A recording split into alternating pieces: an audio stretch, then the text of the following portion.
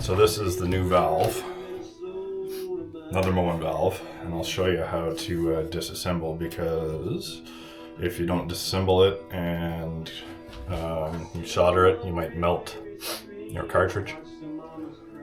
Because this is PEX, I'm just going to transition to PEX.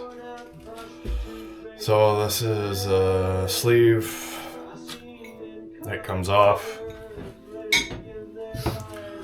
So then you have this little pin here that holds the cartridge in. It just pulls up.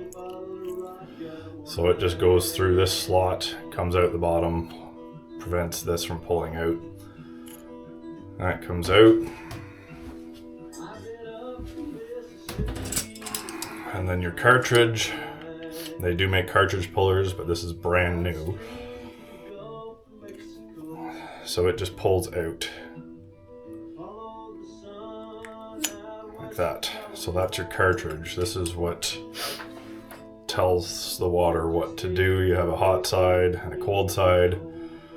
It obviously spins and mixes to whatever you need, and you can see that this is just plastic and rubber, so if you were to solder this, heat this valve body up, it will melt this.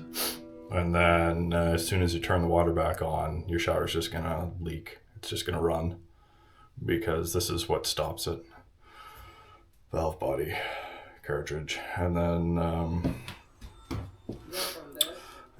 when you get all soldered up and you go to put this back in, notice that there's an H and a C on it, hot and cold. And if you look at the stem, I don't know if you're able to see that. So there's two flats to this stem. One has one long flat and then a short flat here. And the other is just straight flat. You want straight flat up